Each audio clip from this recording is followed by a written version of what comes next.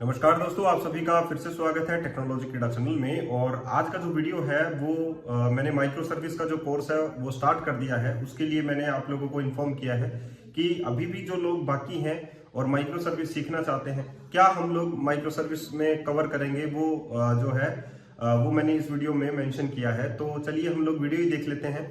लेकिन अगर जो आज भी इस माइक्रो सर्विस के कोर्स को ज्वाइन करना चाहता है वो वीडियो के डिस्क्रिप्शन में बॉक्स में जा सकता है एंड वहां पर एक गूगल फॉर्म है, उसे आप लोगों को फिल करना है एंड ये लाइव ट्रेनिंग कोर्स जो है वो ज्वाइन कर सकता है। इस लाइव ट्रेनिंग कोर्स की 1 मंथ की जो फीस है वो 1500 रुपए है। एक 5th क्लास के बच्चे की जो ट्यूशन फीस होती है उससे भी कम जो चार्जेस है वो मैंने रखे हैं। तो इसमें आप लोगों को माइक्रो सर्विस में जो स्केलिंग है, जैसे कि हॉरिजॉन्टल स्केलिंग और वर्टिकल स्केलिंग कैसे करते हैं, कैसे सर्वर्स को आपस में जो है कम्युनिकेट करवाते हैं, ये सारी चीजें मैं आप लोगों को इसमें सिखाने वाला हूं। और आगे चलकर आप लोगों का अजोर का भी कोर्स स्टार्ट होने वाला है। तो अगर जो लोग ज्वाइन करना चाहते हैं आज माइक्रो सर्विस के कोर्स को, वो ज्वाइन कर सकते हैं। वीडियो में डिस्क्रिप्शन बॉक्स में गूगल फॉर्म है, उसे फिल करना जरूरी है।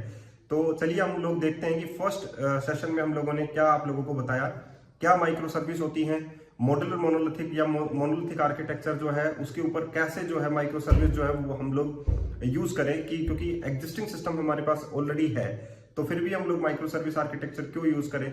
हम लोग जो है स्केलिंग जो है, अगर मोनोलिथिक एप्लीकेशंस की स्केलिंग करें तो हम लोग कैसे करें, ये सारी चीजें जो है मैंने इस वीडियो में बताई है। तो ये फर्स्ट सेशन हमारा मंडे को हो चुका है और सेकंड सेशन में हम लोग आगे बढ़ चुके हैं। तो कहने की बात है कि आज जो फील कर रहा है वो अभी ये रिकॉर्डिंग ले सकता है। और मैं इसमें आप लोगों को रिकॉर्डिंग्स भी दूंगा, आप लोगों को कंप्लीट नोट्स भी दूंगा, माइक्रो सर्विसेज भी आप लोगों को सीखने को मिलेगा एंड बहुत सारी चीजें हैं जो आप लोगों को सीखने को मिलेंगी।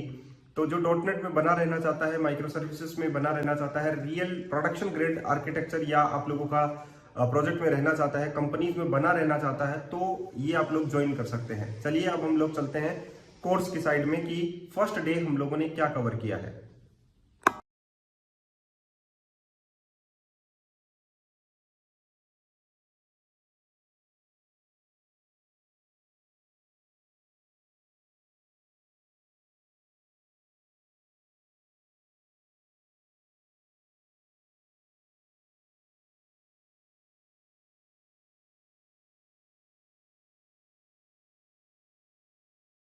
स्क्रीन विजिबल है क्या?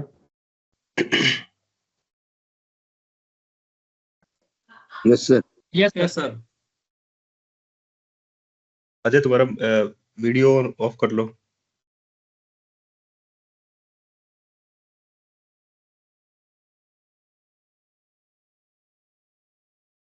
Ajay,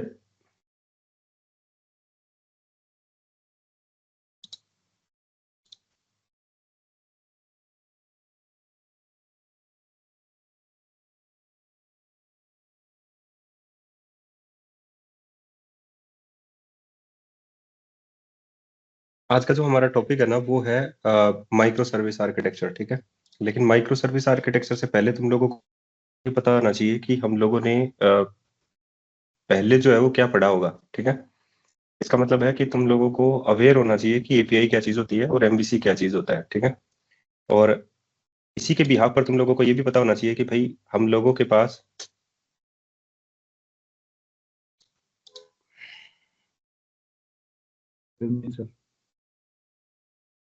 good evening sir. तो हम लोग गुड इवनिंग। अब हम लोग जो है वो माइक्रो सर्विस आर्किटेक्चर रीड कर रहे हैं। अरे माइक ऑफ भी कर सकते हो तुम लोग।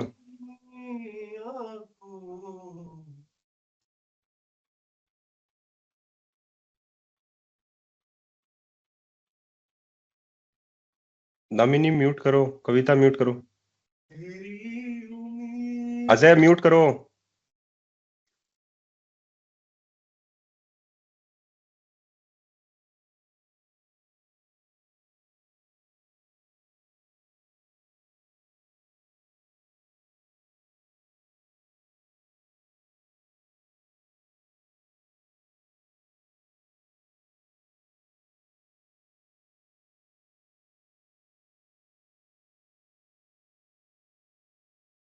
तो हम लोग जो है वो माइक्रो सर्विस आर्किटेक्चर रीड कर रहे हैं। तो हम लोगों को ये पता होना चाहिए कि एपीआई क्या चीज होती है। लेकिन मैं वर्बली तुम लोगों को बताऊंगा कि एपीआई क्या चीज होती है, या तुम्हारे पास अंदर ही हम लोगों को काम करना है तो तुम लोगों को पता लगेगा, ठीक है। तो हम लोगों को ये पढ़ना है आज कि माइक्रो सर्विस है क्या, क्योंकि अगर जब तक हम लोगों को ये पता नहीं होगा कि माइक्रो सर्विस है क्या, हम लोग आगे फॉरवर्ड नहीं कर सकते, राइट। तो इसका मतलब है कि हम लोगों को पहले ये पता होना चाहिए कि हम लोग जो बना रहे हैं वो एक्चुअली में है क्या।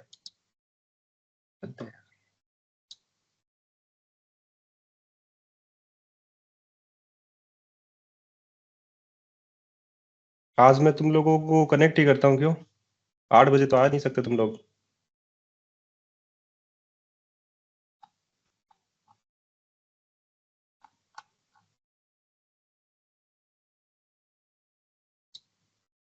तो हम लोगों को जो पढ़ना है वो है माइक्रो सर्विस आर्किटेक्चर, और माइक्रो सर्विस आर्किटेक्चर का मतलब तुम लोगों को पता होना चाहिए, ठीक है।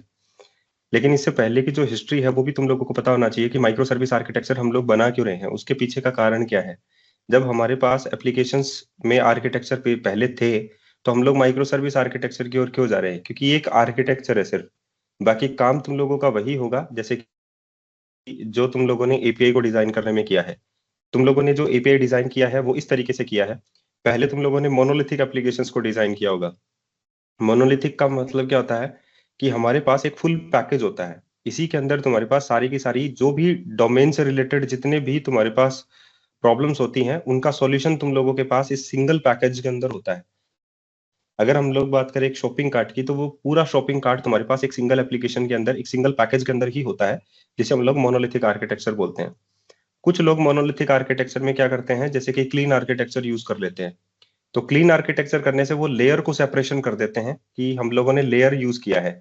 जैसे कि डोमेन लेयर हो गया तुम्हारे पास, परसिस्टेंट लेयर तुम्हारे पास हो गया, इंफ्रास्ट्रक्चर तुम्हारे पास हो गया, और उन सभी लेयर्स का एक अलग अलग रिस्पॉन्सिबिलिटीज होता है। तो हम लोग मोनोलिथिक आर्किटेक्चर बना लेते हैं। उस मोनोलिथिक आर्किटेक्चर के बेस पर हम लोग क्या कहते हैं कि हम लोगों ने एक एप्लीकेशन बना ली। लेकिन एप्लीकेशन बनाने के बाद में बहुत सारी ऐसी प्रॉब्लम्स तुम लोगों को फेस करना पड़ता है कि जैसे कि अगर मान लो मेरे को आगे चलकर इसमें कोई अदर मॉड्यूल ऐड करना पड़े, जैसे कि मान लो मेरे को शिपिंग मॉड्यूल ऐड करना पड़े, तो मैं इस शॉपिंग कार्ट के अंदर एक शिपिंग मॉड्यूल मेरे को ऐड करना पड़ेगा, तो मेरे को एक टिपिकल टास्क लगेगा। मुझे ये लगेगा कि भाई मैं कौन सी लेयर में कहां पर ये सारी चीजें ऐड करूं। तो अगर मेरे को एक चीज और ऐड करना पड़े तो मुझे मोनोलिथिक में वो सारी चीजें टिपिकल लगेंगी। इसीलिए फॉरवर्ड मोड में हुआ हमारे पास modular monolithic. This one is your modular monolithic. ये मॉड्यूलर मोनोलिथिक क्या कहता है कि भाई तुम लोगों ने जो अपना आर्किटेक्चर डिफाइन किया वो एक सिंगल मोनोलिथिक है, मतलब एक सिंगल पैकेज तुम्हारे पास है, उसमें तुम लोगों ने लेयर डिफाइन कर दी। लेकिन लेयर के अंदर भी तुम लोगों ने यहाँ पर क्या डिफाइन नहीं किया, तुम लोगों ने यहाँ पर डिफाइन नहीं किया उनके मॉड्यूल्स। तो हम लोगों को यहाँ पर क्या डिफाइन करने हैं, इसी पैकेज के अंदर हम लोगों ने अलग अलग इस पैकेज को डिवाइड कर दिया यहाँ पर मॉड्यूलर मोनोलिथिक के अंदर। मतलब हम लोगों ने फीचर वाइज जो है वो एक डायरेक्टरीज बनाई। क्लीन आर्किटेक्चर इसमें यूज कर सकते हो, और हर एक क्लीन आर्किटेक्चर की हर एक लेयर में तुम लोगों ने क्या कर दिया, डायरेक्टरीज यूज कर ली। कि अगर मैं डोमेन लेयर की बात करता हूं, जैसे कि मैं यहाँ पर आ जाता हूं, अगर मैं डोमेन लेयर की बात करता हूं तो मैं अपने प्रोजेक्ट को फीचर वाइज डिवाइड कर देता हूं। यहाँ पर मैंने कोई फीचर का यूज नहीं किया, बस मैंने लेयर डिवाइड कर दी थी, मतलब एक बाउंड्री जो है वो बना दी थी। पहले लोग बाउंड्री भी नहीं बनाते थे। मतलब एक पूरा कंप्लीट पैकेज जो है वो तुम्हारे पास एक सिंगल फोल्डर में भी होता था, एक सिंगल डायरेक्टरी में होता था। जब वो सिंगल डायरेक्टरी में ही तुम लोग अलग अलग करते थे, जैसे बीएलएल अलग कर दिया किसी ने डीएलएल अलग कर दिया, या कुछ लोग जो है domain layer, core layer, infrastructure layer उसी डायरेक्टरी के अंदर ही बनाते थे। तो जहां पर क्या होता था, तुम्हारे पास बाउंड्री नहीं बनती थी। बाउंड्री का मतलब क्या होता है कि उस प्रोजेक्ट को कोई भी एक्सेस कर सकता है, ठीक है। तो यहाँ पर बाउंड्री नहीं क्रिएट होती थी। तो जो सिक्योरिटी का पॉइंट था वो तुम्हारे पास लीक था यहाँ पर। तो मोनोलिथिक के अंदर खासकर ये प्रॉब्लम्स थी तुम्हारे पास कि हम लोग सब कुछ एक ही फोल्डर के अंदर क्रिएट करते थे। अब हम लोगों ने मोनोलिथिक को थोड़ा सा और एडवांस किया। हम लोगों ने उसमें लेयर बनानी स्टार्ट करी, यानी कि हम लोगों ने हर एक प्रोजेक्ट को, हर एक चीजों को हम लोगों ने डिवाइड करना स्टार्ट किया वाया लेयर। लेयर्स में हमारे पास बनी, जैसे डोमेन लेयर बना, इंफ्रास्ट्रक्चर लेयर बना, एप्लीकेशन लेयर बना, हमारे पास यूआई लेयर बना, परसिस्टेंट लेयर बना। ये सारी की सारी लेयर्स हमारे पास बनी। इसमें हमारा इंट्रोड्यूस हुआ क्लीन आर्किटेक्चर। अब वो क्लीन आर्किटेक्चर क्या कहता है कि भाई तुम लोग अपने प्रोजेक्ट को लेयर वाइज डिवाइड कर सकते हो, मतलब एक बाउंड्री क्रिएट कर सकते हो तुम्हारे पास हर एक ऑब्जेक्ट्स के लिए। लेकिन वो तुम्हारे पास मॉड्यूलर मोनोलिथिक नहीं होगा। मॉड्यूलर मोनोलिथिक का फीचर क्या है कि कल को अगर तुम लोगों को कोई एक्स्ट्रा चीज ऐड करनी पड़े, जैसे कि शिपिंग मॉड्यूल तुम लोगों को ऐड करना पड़े, तो तुम लोग वो ऐड कर सकते हो। कैसे क्योंकि हम लोगों ने प्रोजेक्ट को कैसे डिजाइन किया, क्लीन आर्किटेक्चर है, लेकिन उस क्लीन आर्किटेक्चर में हर एक चीज अलग अलग फोल्डर्स में है। जैसे तुम्हारे पास यहाँ पर है मॉड्यूल्स, मॉड्यूल्स में यहाँ पर शॉपिंग कार्ट का अगर एग्जांपल हम लोग देखें तो यहाँ पर है कैटलॉग। इस कैटलॉग के लिए यहाँ पर तुम्हारे पास एक डायरेक्टरी है। तो अगर मैं बात करूं एक ही फोल्डर के अंदर सब कुछ है, लेयर नहीं है, तो यहाँ पर कैटलॉग के अंदर क्या होगा, कंट्रोलर भी इसी के अंदर होगा, तुम्हारे पास जितनी भी सर्विसेज होंगी कंट्रोलर की वो भी इसमें होगा। डीबी कॉन्टेक्स्ट की बात करें, जैसे डेटाबेस कॉन्टेक्स्ट की, या तुम्हारी एडी.नेट की बात करें, या डेपर से रिलेटेड कंटेंट की बात करें, तो वो भी तुम्हारा सारा इसी में होगा। तो मतलब एक डायरेक्टरी और तुम्हारे पास सारा कंप्लीट थिंग उसके अंदर ही होगा। नेक्स्ट, कस्टमर के लिए अगर हम लोग बात करें तो कस्टमर का कंट्रोलर होगा, कस्टमर की रिपोजिटरीज होंगी, कस्टमर की सर्विसेज होंगी, कस्टमर का डीबी होगा, वो सारा इसमें होगा। तो ये हम लोगों ने डिजाइन किया मॉड्यूलर मोनोलिथिक के पॉइंट ऑफ व्यू से, कि हम लोगों ने हर एक चीज को डिवाइड कर लिया, सिंगल मॉड्यूल और तुम्हारे पास सिंगल पैकेज। एक पैकेज एक मॉड्यूल हमारे पास है, दूसरा पैकेज हमारे पास दूसरा मॉड्यूल। पैकेज का फॉर्म्स तुम्हारे पास फोल्डर से डिनोट किया गया है यहाँ से। उसके बाद में जब इसको बिल्ड किया जाता था तो ये कंप्लीट पैकेज बनता था, एक पैकेज ही, सिंगल पैकेज, ठीक है। उसके बाद में ये सिंगल पैकेज ही तुम्हारा डिप्लॉय किया जाता था। अब यहां पर प्रॉब्लम क्या आ जाती है तुम्हारे पास, यहां पर एक प्रॉब्लम आती है कि अगर मान लो मेरे को इसको स्केल करना है, अब मैं यहाँ पर एक नई फीचर ऐड नहीं कर रहा, मैं यहाँ पर स्केल कर रहा हूं। अब स्केल क्या होता है तुम्हारे पास, हम लोग यहाँ पर आ जाते हैं। मान लो अब मेरे को स्केल करना है प्रोजेक्ट को, तो मैं स्केल के लिए यहाँ पर ये कर देता हूं तुम्हारे लिए। जैसे मान लो हम लोगों ने कोई एपीआई जो है वो डिजाइन करी, हम लोगों ने यहाँ पर कैटालॉग जो सर्विस है वो डिजाइन करी, और ये मॉड्यूलर जो आर्किटेक्चर है वही है, ठीक है। तो मैंने यहाँ पर कैटालॉग जो सर्विस है वो डिजाइन करी, ठीक है।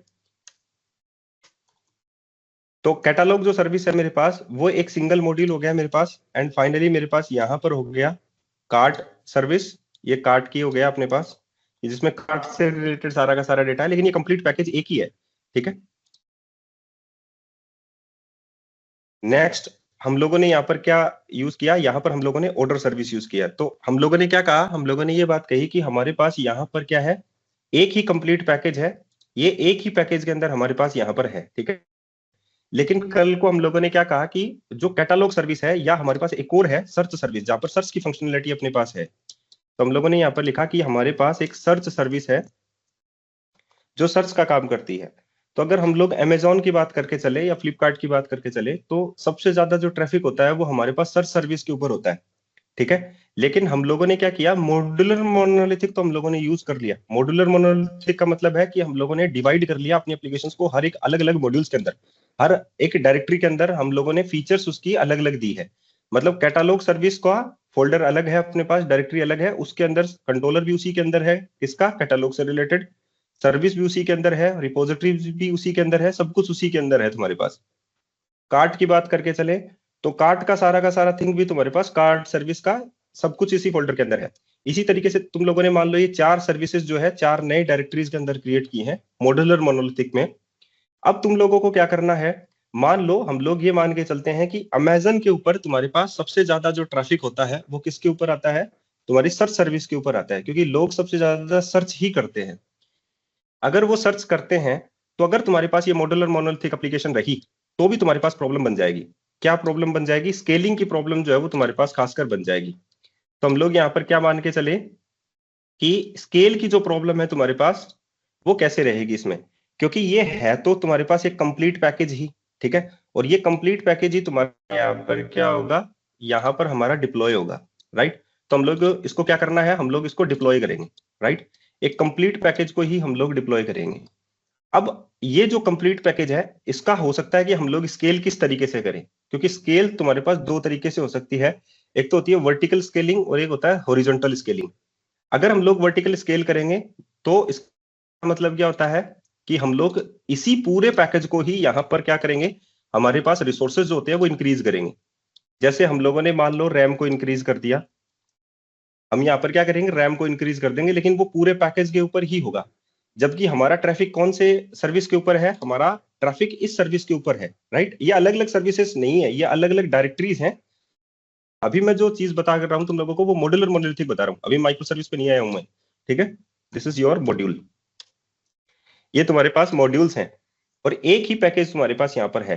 तो हम लोगों ने यहाँ पर एक डायरेक्टरी है, ये एक डायरेक्टरी है, ये एक डायरेक्टरी है, ये एक डायरेक्टरी है, और ये कंप्लीट पैकेज तुम्हारे पास एक तुम्हारा एपीआई का सॉल्यूशन है। तो अगर हम लोग ये बात करें कि मेरे को इसको वर्टिकल स्केल करना है, तो अगर मैं वर्टिकल स्केल करूंगा मतलब मेरे पास ट्रैफिक ज्यादा हो गया, तो मैं इसको इजीली, ताकि जो यूजर्स हैं वो इजीली हैंडल कर सके उस ट्रैफिक को, ठीक है, वहां पर वेबसाइट ओपन हो सके, उस चीज को अगर मेरे को हैंडल करना है, मतलब ट्रैफिक अगर हैंडल करना है तो मुझे स्केल करना पड़ेगा इसको। तो अगर मैं स्केल करता हूं तो उसके दो तरीके तुम्हारे पास हैं। एक तो वर्टिकल स्केलिंग होता है और एक हॉरिजॉन्टल स्केलिंग होता है। This is known as vertical scaling, और एक होता है तुम्हारे पास हॉरिजॉन्टल स्केलिंग। अब अगर मैं वर्टिकल स्केल की बात करता हूं तो तुम्हारे पास क्या है कि मैं यहाँ पर रिसोर्स बढ़ा देता हूं, और अगर मैं रिसोर्स बढ़ाऊंगा तो मैं यहाँ पर रिसोर्स बढ़ा रहा हूं, मतलब एक कंप्लीट पैकेज के ऊपर ही रिसोर्स बढ़ाने का काम करूंगा। जबकि मेरा ट्रैफिक कहां पर है, मेरा ट्रैफिक है सर्च सर्विस के ऊपर सबसे ज्यादा। मेरे पास यूजर सबसे ज्यादा सर्च के ऊपर है, उसके बाद में मेरे पास है कुछ लोग ही हैं जो कि तुम्हारे पास कार्ट के ऊपर आएंगे, कुछ लोग ही हैं जो तुम्हारे पास ऑर्डर के ऊपर आएंगे। तो मेरे को तो एक्चुअली में स्केल इसको करना था, लेकिन अब मेरे को स्केल इसको करना पड़ रहा है, मतलब पूरे पैकेज को ही स्केल करना पड़ रहा है। दैट वन इज मेरे को रैम बढ़ानी पड़ रही है। अब हम लोग इसको स्केल करते हैं हॉरिजॉन्टली। हॉरिजॉन्टली स्केल करने का मतलब है कि अगर मैं इसी की कॉपी मल्टीपल टाइम्स बना दूं, मान लो तुम्हारे पास ये इसकी रिप्लिका है, यहाँ पर ये तुम्हारे पास एक रिप्लिका है, ये पूरे प्रोजेक्ट की ही रिप्लिका तुम्हारे पास है, just copy and paste, and just copy and paste. तो मैं यहाँ पर क्या कर रहा हूं, यहाँ पर इस पूरे आर्किटेक्चर की एक कॉपी बनाई और अलग अलग सर्वर पर मैंने डिप्लॉय कर दिया इसको।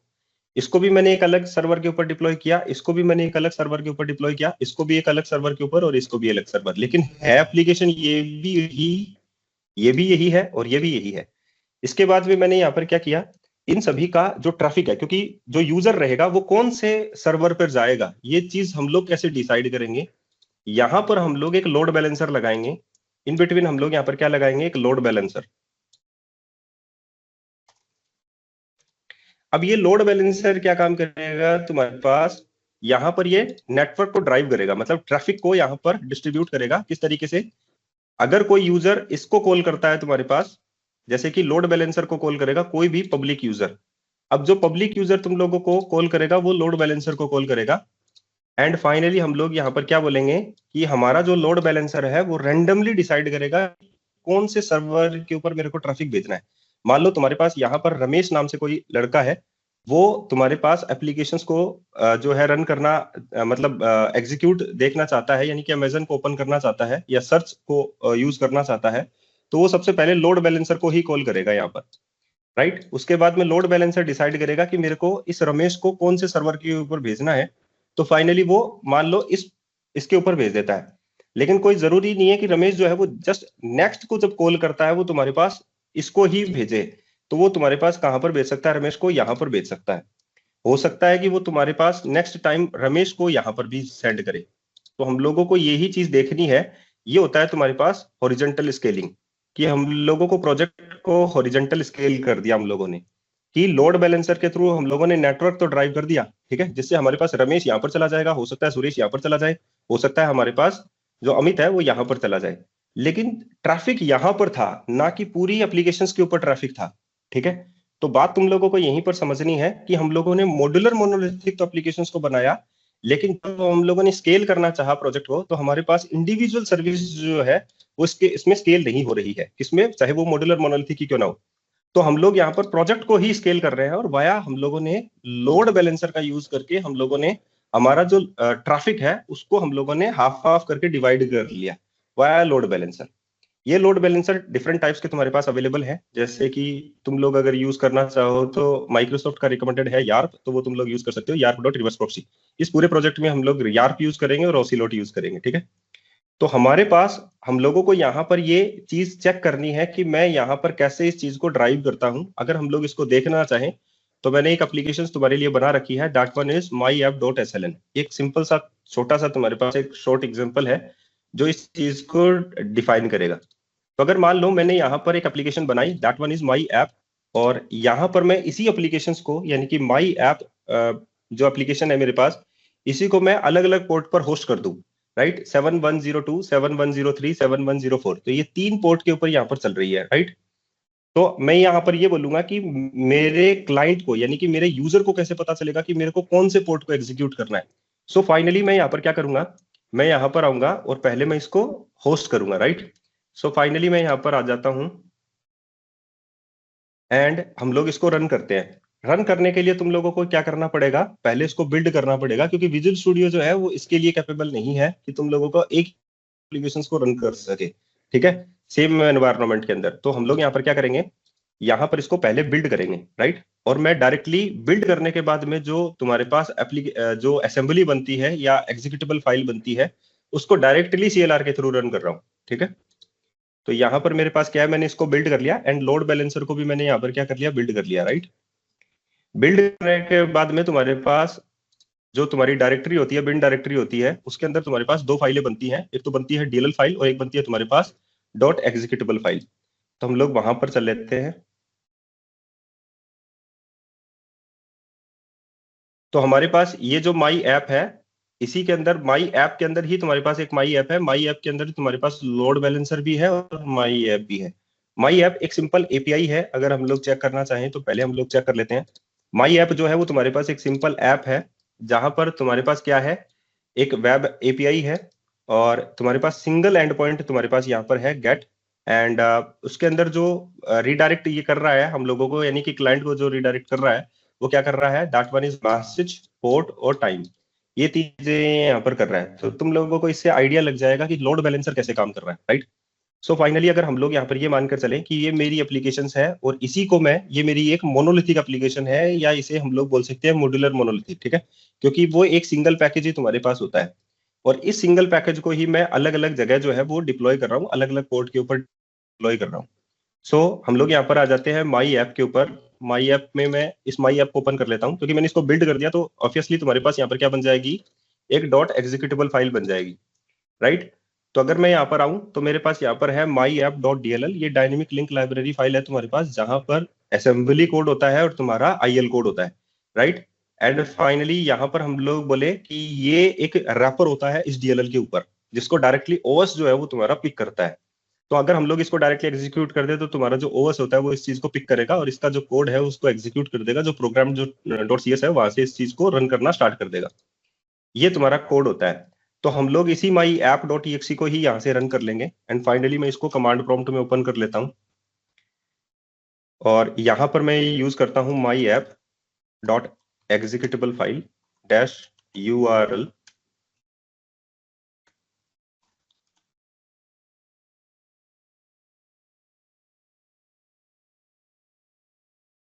एंड मान लो मैं इसको रन कर रहा हूँ 7102 के ऊपर या 70 के ऊपर।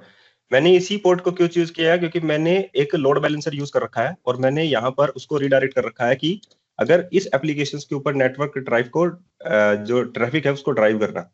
जो तुम्हारे पास app settings dot JSON file है, उसमें हम लोगों ने यहाँ पर एक यार्प का प्रॉक्सी जो है वो यूज कर रखा है, एंड फाइनली मैंने जो डेस्टिनेशन है वो एक सिंगल क्लस्टर के चूज कर रखी है। मैं सारी चीजें समझाऊंगा क्योंकि ये डिटेल में है तुम्हारे पास। तो तुम्हारे पास यहाँ पर नेटवर्क जो है वो ड्राइव होगा, that one is local host 7102 के ऊपर, 7103 के ऊपर और 7104 के ऊपर। तो इसको ये मतलब नहीं है कि एक्चुअली में इसके अंदर है क्या, ठीक है। ये एक ही एप्लीकेशन है, ये एक सिंपल तुम्हारे पास एक सिंगल पैकेज है हमारा मोनोलिथिक एप्लीकेशंस का, या तुम लोग बोल सकते मॉड्यूलर मोनोलिथिक एप्लीकेशंस का, ठीक है। तो यहाँ पर क्या होता है, ये होता क्या है रिवर्स प्रॉक्सी, ये बाद में बताऊंगा। यहाँ पर कोई भी पाथ आएगा, यानी कि ये सभी पाथ को कैच करेगा और यहाँ पर तुम लोगों का रिडायरेक्ट कर देगा उस चीज को, ठीक है।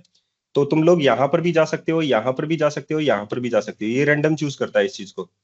तो अब हम लोग यहाँ पर इस चीज को रन करते हैं। पहले हम लोग यहाँ पर माई एप्लीकेशंस को इस पोर्ट के ऊपर रन कर लेते हैं, जो इसका पोर्ट है 7102 के ऊपर। तो हम लोगों ने इसको रन किया एंड एप्लीकेशन जो है वो 7102 के ऊपर रन हो गई। कौन सी application, my applications, my app dot executable जो फाइल है वो तुम्हारे पास इस पोर्ट के ऊपर रन हो गई है। द नेक्स्ट वन, अब हम लोग इसी एप्लीकेशंस को दूसरे वाले पोर्ट पर भी रन कर लेते हैं। सो हम लोग जो है इसको कॉपी कर लेते हैं एंड डुप्लीकेट टैब, यहां पर तुम लोग जो है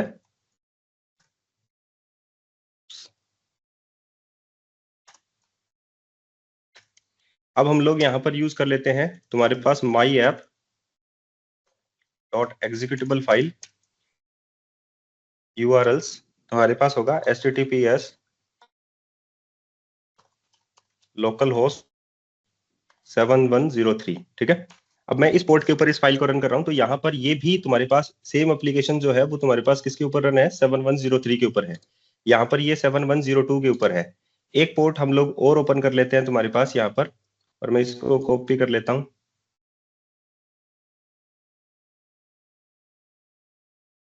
एंड हम लोग यहाँ पर यूज कर लेते हैं इसको।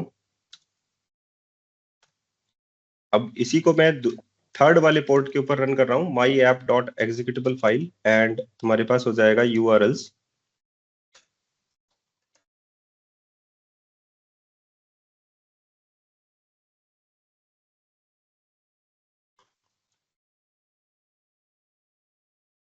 दैट वन, ठीक है। लोकल होस्ट हो गया, 7104 हो गया।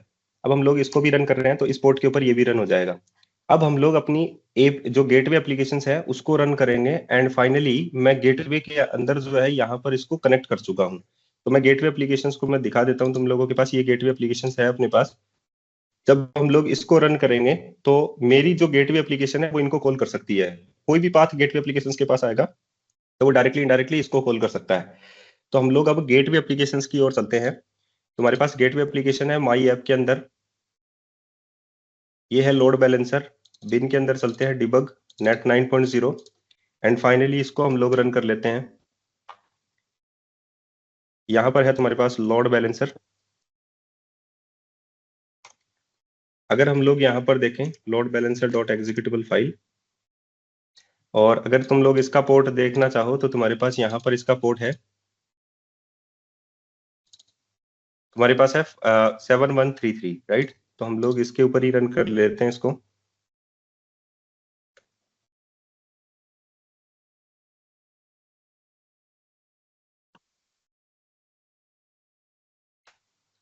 तो ये अपना जो लोड बैलेंसर है वो रन हो चुका है 7133 के ऊपर। तो मैं इसको रन कर लेता हूँ 7133 को। ये तुम्हारे पास ब्राउजर में है, हेलो वर्ल्ड इसके अंदर लिखा हुआ है सिंपल सा। इसका मतलब है तुम्हारे पास 7133 के ऊपर तुम्हारा लोड बैलेंसर चला हुआ है। अब हम लोग अपना एपीआई का जो पॉइंट है, यानी कि जो माई एप्लीकेशन है, अगर हम लोग उसको रन करना चाहें, जैसे कि हमारे पास टेस्ट कंट्रोलर है, उसके अंदर सिंगल एंड पॉइंट तुम्हारे पास है गेट। अगर मैं इसको एग्जीक्यूट करना चाहूँ तो मैं क्या लिखूंगा, एपीआई स्लैश कंट्रोलर नेम यानी कि टेस्ट। सो फाइनली हम लोग यहाँ पर चलते हैं और हम लोग यहाँ पर लिखते हैं एपीआई स्लैश टेस्ट।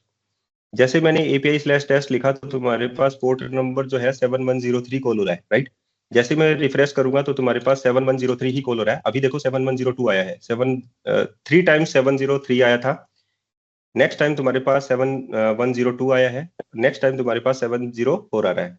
तो इसका मतलब क्या है, लोड बैलेंसर जो है, जो ट्रैफिक आ रहा है उसको ड्राइव कर रहा है अलग अलग पोर्ट के ऊपर, अलग अलग सर्वर के ऊपर। तो हम लोग यही कंसिडर करके चलेंगे। ये तुम्हारा है, that one is horizontal scaling, जो हम लोगों ने कंप्लीट किसकी की है, एक कंप्लीट प्रोजेक्ट की हॉरिजॉन्टल स्केलिंग की है। तो हमारे पास अब प्रॉब्लम क्या जाती है, यहाँ पर हमारे पास प्रॉब्लम आ जाती है कि हमारा ट्रैफिक सिर्फ इस पर था, ठीक है। लेकिन हम लोगों को यहाँ पर जरूरत क्या पड़ी कि हम लोगों ने सारी की सारी जितनी भी सर्विसेज हैं उनको यहाँ पर डिप्लॉय किया, पूरा का पूरा प्रोजेक्ट मानकर ही।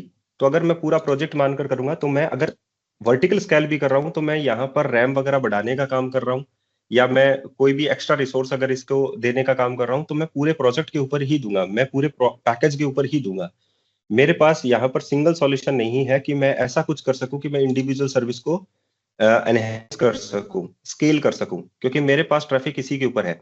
तो तुम्हारे पास जो इंटरनेट के ऊपर मिथ फैला हुआ है कि माइक्रो सर्विस आर्किटेक्चर क्या है, तो मैं तुम लोगों को क्लियर कर देता हूँ। माइक्रो सर्विस आर्किटेक्चर का मतलब ये नहीं है कि तुम लोगों को प्रॉब्लम डिवाइड करके, यानी कि जो तुम्हारे पास प्रॉब्लम्स हैं उनको डिवाइड करके तुम लोगों को आर्किटेक्चर चूज करना होता है। जबकि माइक्रो माइक्रो सर्विस आर्किटेक्चर तब चूज करना होता है जब तुम्हारा ट्रैफिक कौन सी सर्विस के ऊपर ज्यादा है, ठीक है। तो जब हमारे पास एक लार्ज प्रोजेक्ट हो, जैसे कि नेटफ्लिक्स हमारे पास एक लार्ज प्रोजेक्ट है, हॉटस्टार हमारे पास एक लार्ज प्रोजेक्ट है, हमारे पास जो है अमेजोन एक लार्ज प्रोजेक्ट है, फ्लिपकार्ट एक लार्ज प्रोजेक्ट है, अगर हम लोग उसकी बात करके चलते हैं तो हम लोग माइक्रो सर्विस आर्किटेक्चर में जाते हैं। लेकिन बहुत सारी इंडस्ट्रीज हैं इंडिया में तो भरी पड़ी है, वो सारे के सारे ही माइक्रो सर्विस आर्किटेक्चर चूज करके चलते हैं स्टार्टिंग से ही। वो कभी भी मॉड्यूलर मोनोलिथिक की ओर नहीं जाएंगे या तुम्हारे पास मोनोलिथिक एप्लीकेशंस की ओर नहीं जाएंगे। जबकि बेस्ट अप्रोच जो होती है वो मॉड्यूलर मोनोलिथिक की मानी जाती है। मैं रिकमेंड करता हूँ मॉड्यूलर मोनोलिथिक, ठीक है। माइक्रो सर्विस आर्किटेक्चर क्यों चूज करते हैं, क्योंकि हम लोगों को सिंगल जो एप्लीकेशंस है, या हम लोग ये बोलेंगे सिंगल जो सर्विस है उसको एनहेंस करना होता है।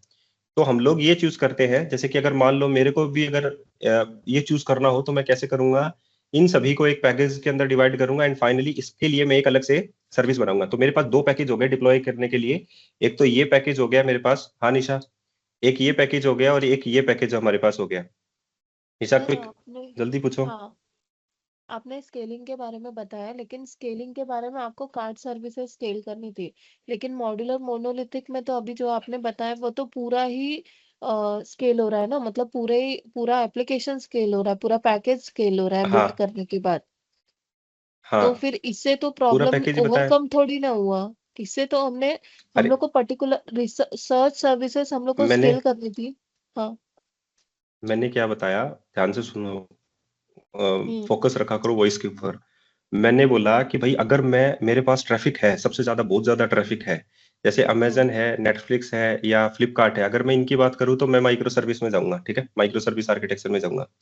लेकिन अगर मेरे पास ट्रैफिक इतना है ही नहीं, ठीक है, मेरे पास ट्रैफिक जो है वो 10,000 या 20,000 लोगों का है, ठीक है, मेरे पास इतना ट्रैफिक है ही नहीं। इंडिया में इतना ट्रैफिक ड्राइव करना बहुत बड़ी बात होती है। तो ये बड़े जितने भी हैं तुम्हारे पास है, जैसे नेटफ्लिक्स है, अमेजन है तुम्हारे पास, या अमेजोन है या फ्लिपकार्ट है, इनकी बात करें तो इन पर सबसे ज्यादा ट्रैफिक है। लेकिन कुछ ऐसी भी वेबसाइट्स हैं, कुछ ऐसी भी इंडस्ट्रीज हैं जो तुम्हारे पास ये चूज नहीं करती हैं कि हम लोगों को कौन सा आर्किटेक्चर चूज करना चाहिए। वो हर चीज के लिए माइक्रो सर्विस आर्किटेक्चर चूज करते हैं। माइक्रो सर्विस आर्किटेक्चर तब चूज करना चाहिए जब तुम लोग को लगे कि हम लोगों को यहाँ पर ट्रैफिक सबसे ज्यादा है, इस चीज के लिए ट्रैफिक सबसे ज्यादा है, तो मेरे को इसको अलग निकाल देना चाहिए। जैसे अभी मैंने निकाला है, मेरे पास अमेजोन का अगर मैं बात करके चलूं तो मेरे पास सर्च के ऊपर सबसे ज्यादा ट्रैफिक है, ठीक है, लेकिन अमेजोन पर तो पूरे पे ही है, ये हम लोग ये मान के चलेंगे, ठीक है। तो हम लोगों को माइक्रो सर्विस में बदलना ही था। लेकिन हर हर कोई अमेजन नहीं होता ना। तो हम लोगों हम्म। को ये डिफाइन करना पड़ेगा। जैसे मान लो मेरे पास डील की कोई वेबसाइट है, और मैं ये मानता हूँ कि डील पर जो मेरे पास अगर चेक करने के लिए यूजर आते हैं तो वो दिवाली होली के लिए सबसे ज्यादा आएंगे, या ईद के टाइम सबसे ज्यादा आएंगे, राइट, डील को चेक करने के लिए, या ब्लैक फ्राइडे और साइबर मंडे की तरफ जाएंगे, राइट। तो अगर मैं ये ओकेजन बात वाइज करता है। हूं तो मैं यहाँ पर, हाँ, तो मैं यहाँ पर क्या करूंगा, मेरी जो डील सर्विस है उसको ही सेपरेट करने की कोशिश करूंगा, उसको अलग निकाल लूंगा, ठीक है। बाकी के रेस्ट ऑफ मॉड्यूल जो है वो मैं एक सिंगल पैकेज के अंदर डिवाइड कर सकता हूँ, अंडरस्टूड। ताकि मैं इसको अलग से, इन सभी पैकेजेस के ऊपर मेरे पास ट्रैफिक नहीं है, तो मैं इनको सभी को क्या कर लेता हूँ, इनको पैकेज को क्लब कर लेता हूँ और ये एक सर्विस में अलग निकाल देता हूँ। तो मेरे पास दो चीजें डिप्लॉय करने के लिए हो गई। तो ये वाला पैकेज मेरे पास है और एक मेरे पास ये वाला पैकेज है। अब मेरे पास ट्रैफिक किसके ऊपर है, इस वाले के ऊपर है, तो मैं इसको क्या कर हाँ। दूंगा, हॉरिजॉन्टल स्केल कर दूंगा मल्टीपल टाइम्स, अंडरस्टूड। हम्म। तो यहां पर मेरा जो ट्रैफिक है वो ड्राइव हो जाएगा। तो इस केस में तुम्हारे पास तब चूज करते हैं हम लोग कि हमारे पास यहाँ पर ट्रैफिक किसके ऊपर सबसे ज्यादा है। अगर हम लोग उबर की बात करके चले, ओला की बात करके चले, तो हमारे पास ट्रैफिक सबके ऊपर है। तो उसका जो सिस्टम डिजाइन है, या हम लोग उस चीज की बात करें तो उसके सिनेरियो को देखकर ही हम लोगों को माइक्रो सर्विस आर्किटेक्चर में जाना चाहिए। ऐसा नहीं है कि हमारे पास 500 यूजर हैं तुम्हारी वेबसाइट के ऊपर और तुम लोगों ने माइक्रो सर्विस आर्किटेक्चर बना रखा है, तो वो तुम्हारे पास नॉनसेंस वाली बात होती है, ठीक है। क्योंकि तुम्हारे पास इतना ट्रैफिक है ही नहीं और तुम लोगों ने विदाउट क्लाइंट जो है इंफॉर्मेशन के, तुम लोगों ने उनके रिसोर्सेस यूज कर लिए। जैसे एग्जांपल बताता हूँ, अब मान लो तुम लोग इन सबको अलग अलग डिप्लॉय करते हो, ठीक है, as a micro service architecture, क्योंकि ये सारे के सारे ही अब क्या होंगे, अपने पास अलग अलग डिप्लॉय होंगे। तो अगर मैं अलग अलग इनको सबको डिप्लॉय करूंगा तो फाइनली मेरे पास क्या होगा, इसके लिए एक अलग सर्वर, इसके लिए एक अलग सर्वर, इसके लिए एक अलग सर्वर, इसके लिए अलग सर्वर, इसके लिए जो भी रिसोर्सेज यूज होंगे वो सारे के सारे इसके लिए होंगे, सेम एज इसके भी होंगे, ठीक है। तो इनके जो रिसोर्स की जो कॉस्ट होगी ना वो सबसे ज्यादा होगी अब। तो ये किसको पे करना पड़ रहा है, क्लाइंट को पे करना पड़ रहा है। वहीं पर तुम लोग क्लाइंट को अगर यूज करके सही तरीके से बताते हो कि भाई ये हमारे पास यहाँ पर कॉस्ट कटिंग हो सकती है, तो हम लोग मॉड्यूलर मोनोलिथिक में जा सकते हैं। वो डिपेंड करता है तुम्हारे पास किसके ऊपर, तुम्हारे प्रोजेक्ट के आर्किटेक्चर के ऊपर।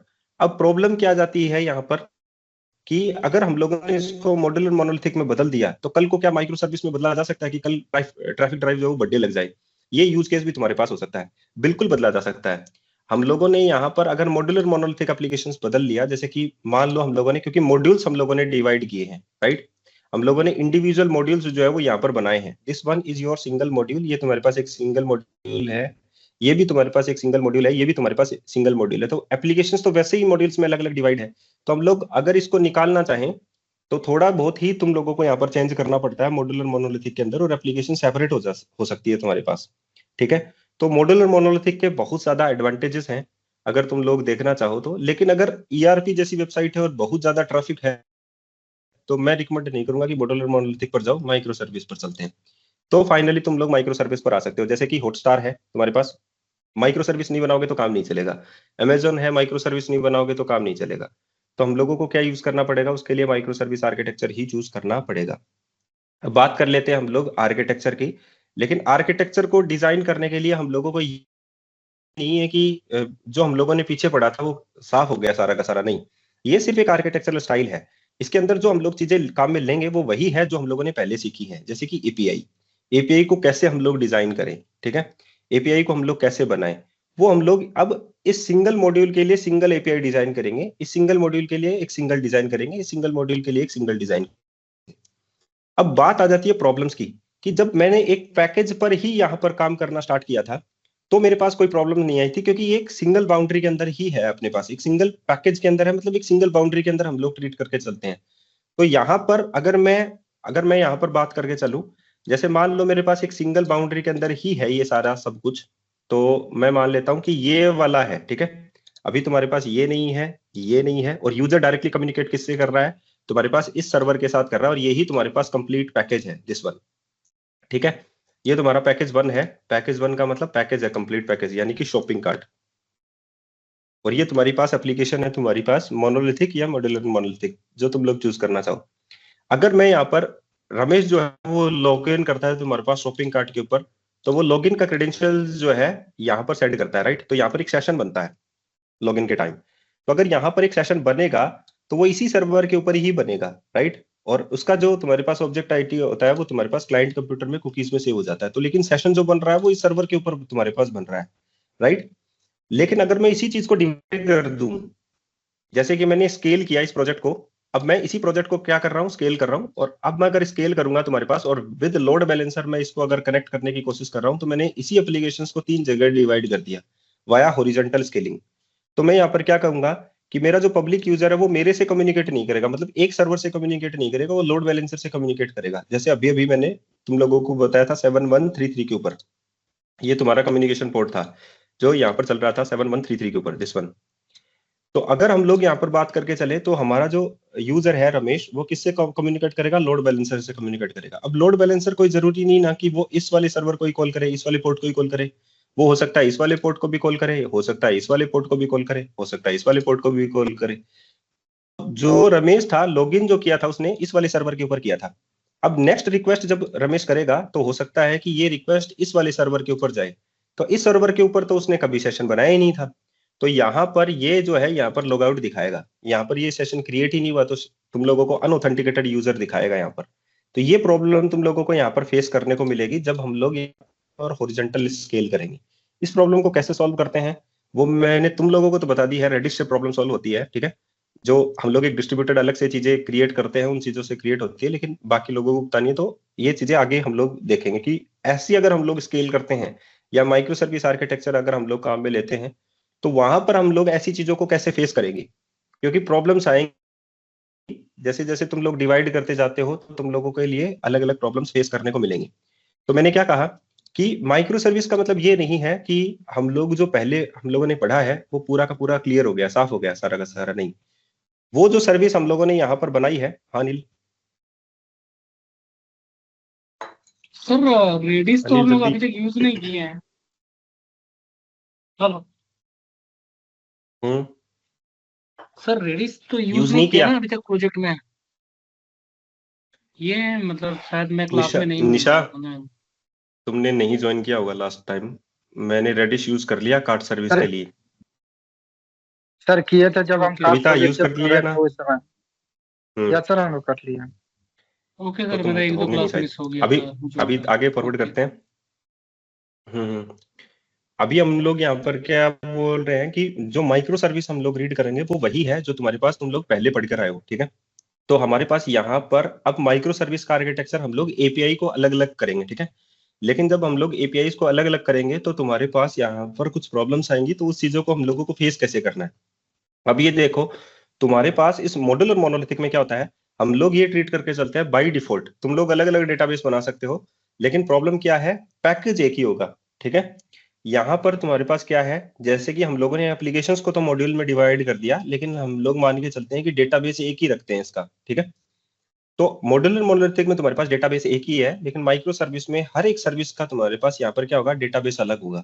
और कोई जरूरी नहीं है कि हम लोग SQL सर्वर ही यूज करें हर एक चीज के लिए, कोई जरूरी नहीं कि हम लोग पोस्टग्रीज यूज करें हर चीज के लिए, कोई जरूरी नहीं कि हम लोग अलग जो डेटाबेस है वही यूज करें।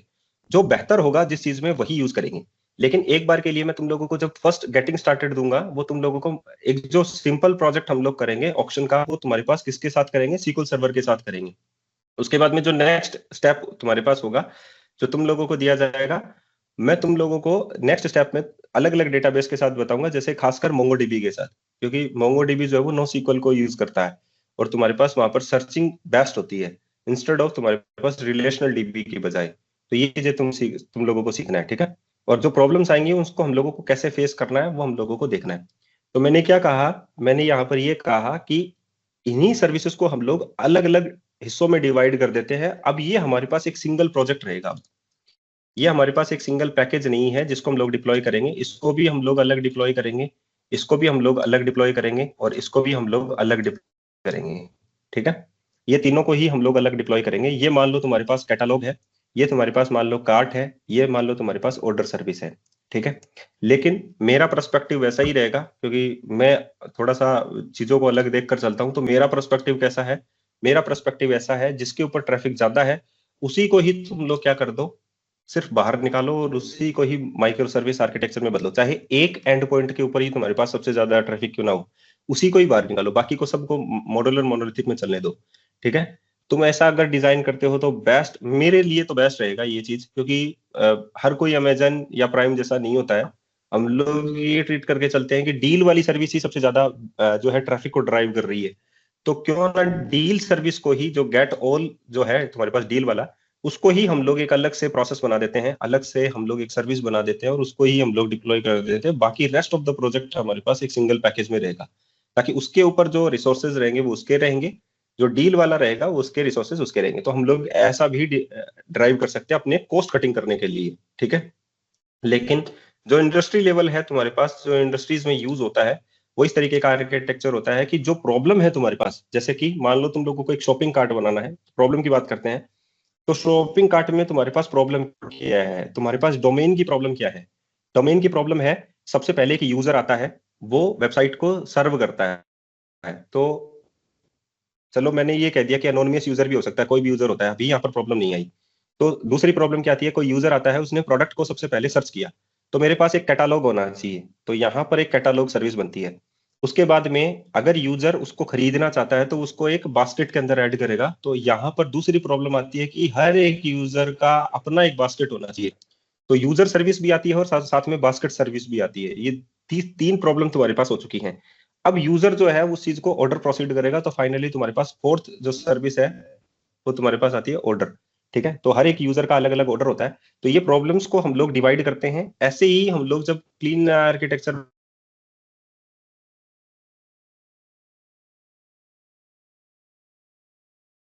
आवाज आ रही है, यस सर, आ रही है। आवाज तो मेरी आवाज आ रही है? आ रही है, आ रही है। आ रही है सर। तो अगर मैं ये बात बोलूं कि भाई हम लोगों को अपना प्रोजेक्ट आर्किटेक्चर जो है वो इस तरीके का बदलना है, तो हम लोगों को क्या करना पड़ेगा, हम लोगों को समझना पड़ेगा कि भाई मैं प्रोजेक्ट आर्किटेक्चर को किस बेसिस पे बदल रहा हूं। तो बदलना किस बेसिस पर है, ट्रैफिक के ऊपर बदलना होता है, ठीक है। जितना ट्रैफिक जिस सर्विस के ऊपर है उसी के अकॉर्डिंग हम लोगों को यहाँ पर यूज करना होता है। तो यहाँ पर ये माइक्रो सर्विस आर्किटेक्चर हम लोग चूज करेंगे और हम लोग यहाँ पर एक सिंगल एपीआई, इसके लिए भी एक सिंगल एपीआई, इसके लिए भी हम लोग एक सिंगल एपीआई डिजाइन करेंगे। मॉड्यूलर मोनोलिथिक के अंदर तुम लोगों को यहाँ पर साफ साफ दिखाई दे रहा है, देखो ये हम लोगों ने मॉड्यूल्स जो है वो यहाँ पर डिवाइड कर रखे हैं। ऑर्डर अलग है, कस्टमर अलग है, लेकिन पैकेज एक ही है हमारे पास। This is known as modular monolithic applications, ठीक है। तो हम लोग अब अपने पॉइंट पर चलते हैं कि हम लोगों को यहाँ पर कैसे जो है माइक्रो सर्विस की जो एपीआईज हैं वो डिजाइन करनी है। माइक्रो सर्विस की जब हम लोग, लेकिन अभी हम लोगों ने पढ़ा नहीं है, ये इंट्रोडक्टरी टाइप का वीडियो है आज का। हम लोग जो है जो स्टार्ट करने वाले हैं वो है कि पहले मैं तुम लोगों को यही बताऊंगा कि हम लोग एक एपीआई ही डिजाइन करेंगे और एपीआई के अंदर होता क्या है वो चीजें हम लोगों को सीखना है, ठीक है। तो ये इंट्रोडक्टरी टाइप का वीडियो है, तो हम लोगों को यहाँ पर सबसे पहले ये सीखना पड़ेगा कि एपीआई का टारगेट क्या होता है और एपीआई को बनाते कैसे हैं। ये मैं फास्ट फॉरवर्ड मोड में लेके चलूंगा, क्योंकि तुम लोग माइक्रो सर्विस आर्किटेक्चर पढ़ रहे हो तो बेसिकली तुम लोगों को ये तो पता ही होगा कि एपीआई क्या चीज होती है, ठीक है। फिर भी मैं बताकर चल रहा हूँ तुम लोगों को कि एपीआई तुम लोगों को बनाना कैसे है। एपीआई का जो टारगेट होता है वो होता है इसका जो फुल फॉर्म है वो है एप्लीकेशन प्रोग्रामिंग इंटरफेस। तो नाम से ही तुम लोगों का ये फेमस है, इंटरफेस का काम करता है तुम्हारे पास किसके बीच में, क्लाइंट एप्लीकेशंस के बीच में और तुम्हारे पास डेटाबेस के बीच में एक इंटरफेस का काम करता है। इसका मतलब है क्लाइंट जो भी रिक्वेस्ट देता है उसको ये एक्सेप्ट करता है। क्लाइंट ने अगर इससे कोई डिमांड की है तो वो डेटाबेस को देता है एज ए क्वेरी, डेटाबेस से एक्सेप्ट करता है कोई भी क्वेरी का रिजल्ट जो होता है और उसके बाद में रिस्पॉन्स दे देता है क्लाइंट को। तो ये जो है ये इन बिटवीन तुम्हारे पास जो क्लाइंट की इंफॉर्मेशन है उसको भी सेव नहीं करता और जो डेटाबेस ने तुम लोगों को दिया है वो उसको डायरेक्टली क्लाइंट को दे देता है। तो ये सिर्फ इसका काम क्या है, क्लाइंट की रिक्वेस्ट को गेट करना और रिस्पॉन्स देना, बस इसका काम इतना ही है। यहां से जो भी डेटा लेगा वो डोमेन का डेटा लेगा, लेकिन जो भी क्लाइंट को यहाँ पर देगा वो डोमेन का डेटा नहीं देगा। यानी कि अगर मैं बात करूं तुम्हारे पास इसकी, तो डीबी में जो भी डेटाबेस में जो भी होता है वो हमारा मॉडल होता है, लेकिन यहां पर जो भी हम लोग सर्व करेंगे क्लाइंट को वो हम लोग सर्व क्या करेंगे, डीटीओ करेंगे। कभी भी मॉडल तुम लोगों को सर्व नहीं करना है, तो हम लोग क्या सर्व करेंगे, इसको डीटीओ सर्व करेंगे, डेटा ट्रांसफर ऑब्जेक्ट वो इसको देंगे हम लोग। तो एक अगर हम लोग एक एपीआई बना रहे हैं तो हम लोगों को ये बातें ध्यान में रखनी पड़ेगी कि हमारे पास रिक्वेस्ट किस टाइप की आ रही है और हम लोगों को किस टाइप का रिस्पॉन्स उसको देना है। एपीआई का काम बस इतना ही है और कुछ भी काम एक्स्ट्रा नहीं है। ये तुम्हारे पास सबसे ज्यादा इजी टास्क है, जिसको समझ में आ गया वो बहुत आसान तरीके से किसी भी की एपीआई बना सकता है। ये तुम्हारे पास एक कंप्लीट एप्लीकेशन बहुत ज्यादा इजी है। अगर हम लोग एक एमवीसी एप्लीकेशन बनाकर चले तो उससे ये मानकर चलो तुम लोग 10x जो है वो ज्यादा इजी है तुम्हारे पास एपीआई को डिजाइन करना, क्योंकि तुम्हारा जो टारगेट होता है वो क्या होता है, अगर तुम्हारा डीबी प्रिपेयर है, तुम लोगों को डीबी समझ में आ गया, तुम लोगों को डीबी के अंदर टेबलें समझ में आ गई, तो तुम लोगों को ये पता लग कि मुझे क्या तो इसमें इन टेबलों में इंसर्ट करना है, तो वो क्लाइंट देगा तुम लोगों को। जो इंसर्ट करना होगा वो पूरा का पूरा क्लाइंट देगा, जो क्लाइंट को चाहिए है वो एज ए रिस्पॉन्स तुम लोग उसे दोगे। बस इतना ही काम करना है। इसका कोई भी लॉजिक इसके अंदर तुम लोगों को इतना इंप्लीमेंट करने की जरूरत नहीं है। सिर्फ तुम लोगों को इतना ही करना है कि डेटाबेस में मुझे क्या सेव करना है एंड फाइनली मुझे एपीआई में जो रिस्पॉन्स है क्लाइंट को वो क्या देना है। तो अगर हम लोग यहाँ पर रिक्वेस्ट और रिस्पॉन्स को समझकर चले तो हम लोगों को क्या करना है, जैसे कि कोई डेटा मेरे पास आता है सेव होने के लिए, तो वो इस फॉर्म में आता है। ये क्लाइंट जो है वो मेथड कॉल करता है, दैट वन इज पोस्ट। तो तुम्हारे पास इस एपीआई के अंदर मेथड्स होते हैं, जैसे कि एचटीटीपी गेट हो गया, पोस्ट हो गया, पुट हो गया, पैच हो गया, डिलीट हो गया, हेड हो गया, ऑप्शंस हो गया। ये तुम्हारे पास क्या होते हैं, मेथड्स होते हैं। यहाँ पर जो वो कॉल करता है that is known as endpoint. यहाँ पर वो एंड पॉइंट कॉल करता है, कौन, that one is your client application. Client application से डायरेक्ट कनेक्टेड होते हैं तुम्हारे पास यूजर्स, ठीक है, यानी कि ब्राउजर्स या यूजर एजेंट बोल सकते हो तुम लोग। ये तुम्हारे पास ब्राउजर होते हैं, वो डायरेक्टली किससे कनेक्ट होते हैं, तुम्हारे पास क्लाइंट एप्लीकेशन से कनेक्ट होते हैं। ये रिक्वेस्ट किसको करते हैं, एपीआई कनेक्ट करते हैं। और ये रिक्वेस्ट का जो फॉर्मेट है वो तुम्हारे पास इस तरीके से होता है, मेथड कॉल होता है, तुम्हारे पास एंड पॉइंट होता है। यहाँ पर तुम्हारा प्रोटोकॉल होता है, जो भी प्रोटोकॉल तुम लोग यूज कर रहे हो बाय डिफॉल्ट 1.1 है, लेकिन तुम लोग 2.0 3.0 भी यूज कर सकते हैं हम लोग, वो जीआरपीसी के अंदर हम लोग देखेंगे, ठीक है, प्रोटोकॉल चेंज करेंगे। नेक्स्ट में तुम्हारे पास यहाँ पर है होस्ट। एक क्लाइंट एप्लीकेशन जिस भी होस्ट को कॉल कर रही है वो उसका होस्ट एड्रेस यानी कि बेस एड्रेस तुम लोग यहाँ पर प्रीफर करते हो। अगर इसका कोई भी रिसोर्स प्रोटेक्टेड है तो हम लोग यहाँ पर ऑथोराइजेशन के लिए कुछ टोकन वगैरह यूज करते हैं या कुकीज वगैरह यूज करते हैं, वो हम लोग यहाँ पर ऑथोराइजेशन के टर्म्स में यूज करते हैं। नेक्स्ट में तुम्हारे पास तुम लोगों को यूजर एजेंट की जो डिमांड है वो क्या है, कि तुम लोगों को एप्लीकेशंस का जो रिस्पॉन्स है वो किस तरीके को चाहिए है, तो तुम लोग रिक्वेस्ट में डालते हो कुछ हेडर इन्फॉर्मेशन कि एप्लीकेशन ऑब्लिक जेसन टाइप का ही मेरे को रिजल्ट चाहिए है, तो that one is accept header.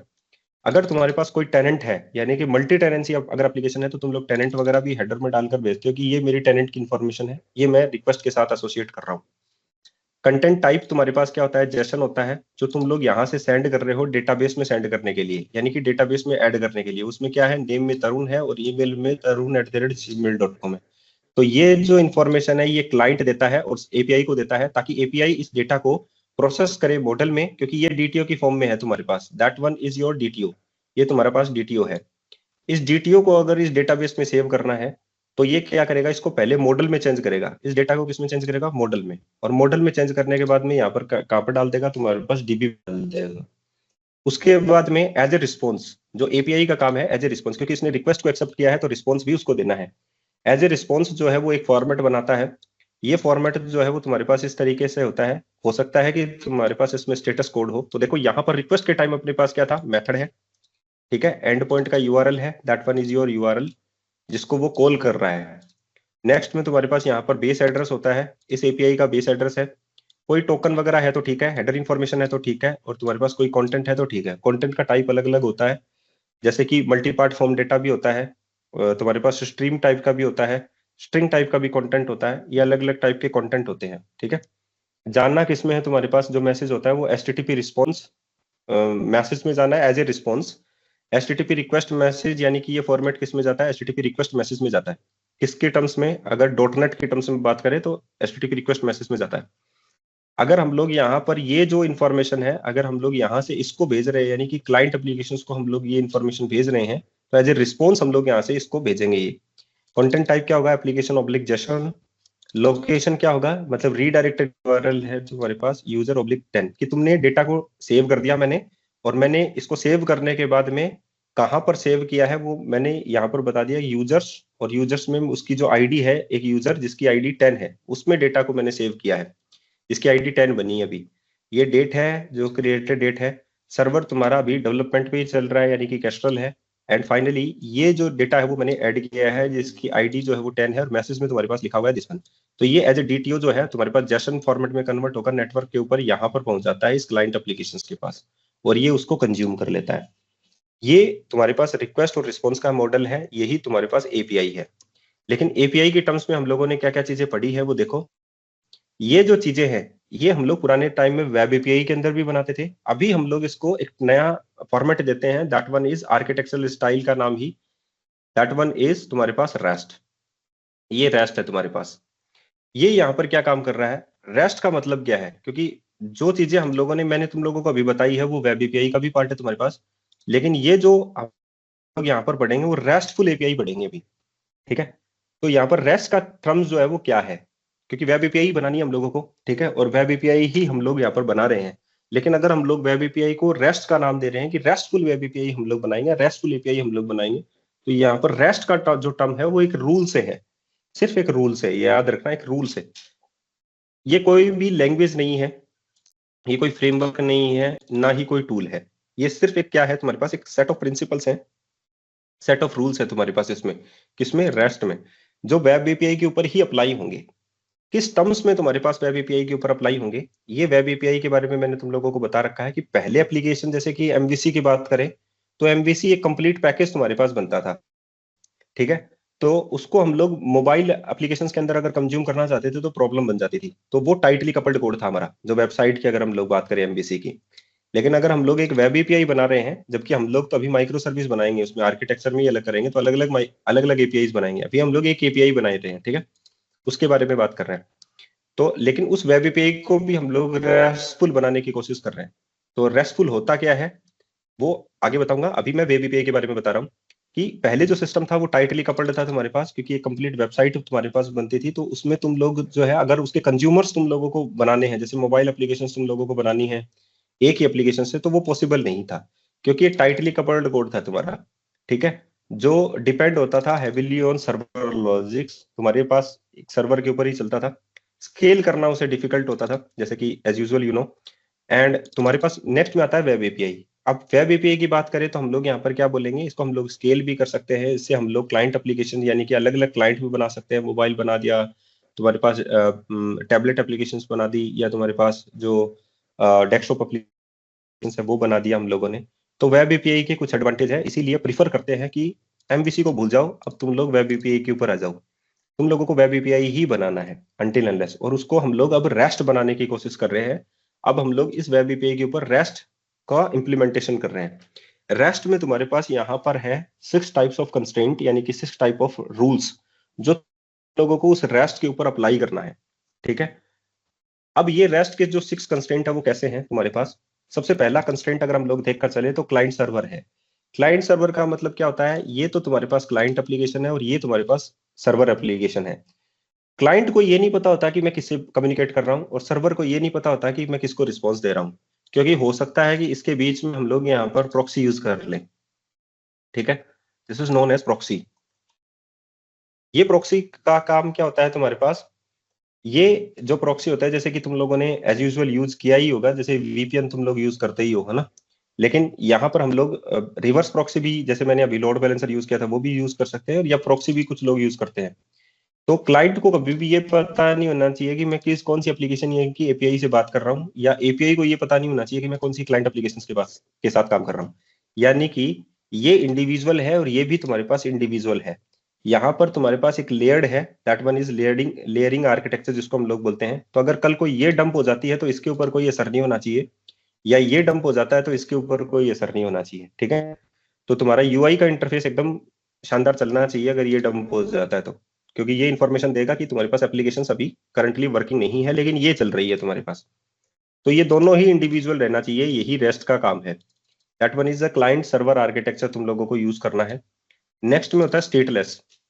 Stateless की अगर हम लोग बात करें तो मैं ये कहूंगा कि अगर मान लो तुम्हारे पास ये ब्राउजर है जो क्लाइंट एप्लीकेशंस के साथ बात कर रहा है, यानी कि तुम्हारे पास हो सकता है एमवीसी एप्लीकेशन हो, या तुम्हारे पास हो सकता है एंगुलर हो, या रिएक्ट हो, या ब्लेजर हो।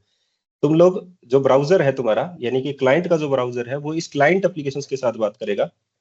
तो ये जो क्लाइंट एप्लीकेशंस है, ये जब इस सर्वर एप्लीकेशंस को यहाँ पर सेंड करेगी, तो मान लो यहाँ पर जो ब्राउजर कॉल कर रहा है वो रमेश का ब्राउजर है, नेक्स्ट में हो सकता है कि तरुण का ब्राउजर है, यहाँ पर हो सकता है सुरेश का ब्राउजर है। तो 3 ब्राउजर इस क्लाइंट एप्लीकेशन के साथ कम्युनिकेट कर रहे हैं और अपनी रिक्वेस्ट को इस एपीआई तक पहुंचा रहे हैं।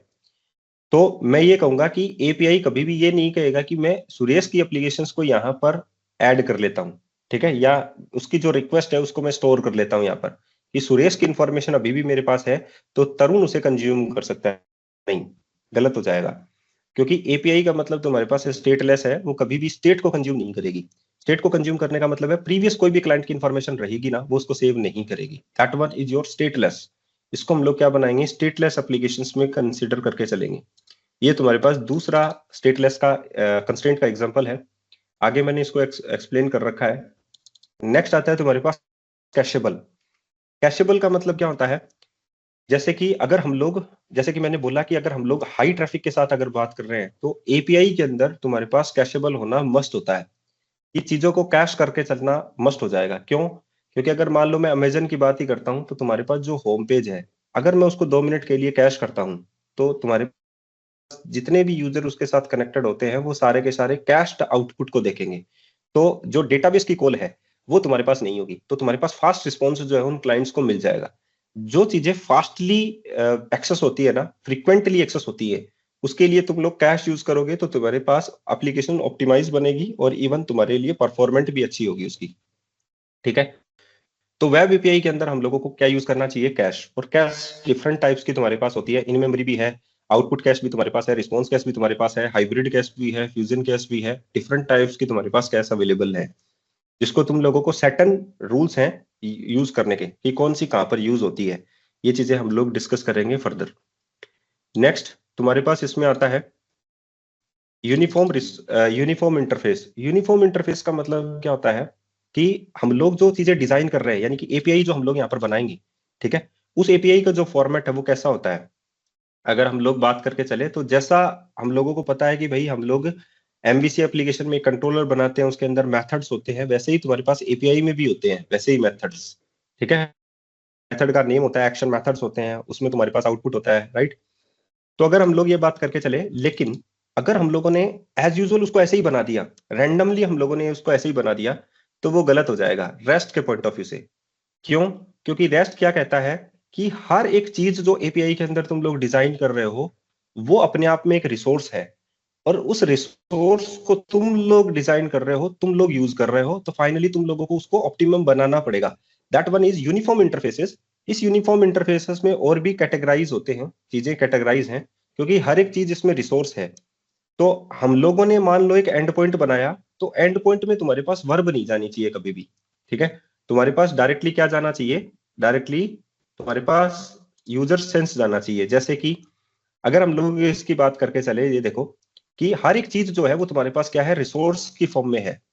अगर तुम लोग ऑब्जेक्ट बना रहे हो वो भी एक रिसोर्स है, तुम लोग कोई डेटा एक्सेप्ट कर रहे हो वो भी रिसोर्स है, कोई सर्विस कॉल कर रहे हो वो भी एक रिसोर्स है। सब कुछ एपीआई के अंदर रिसोर्स होता है।